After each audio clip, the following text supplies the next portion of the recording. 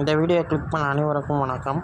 இப்போ நம்ம என்ன பார்க்க போகிறோம்னு பார்த்தீங்கன்னா, நண்பன் ஒருவன் வந்த பிறகு படத்தோடைய அஃபிஷியல் ட்ரெய்லர் தான் பார்க்க போகிறோம். ட்ரெய்லர் ரொம்ப நல்லாயிருக்கு. அது மட்டும் இல்லாமல் பகடா சாங் வந்து செம்மையாக இருந்தது.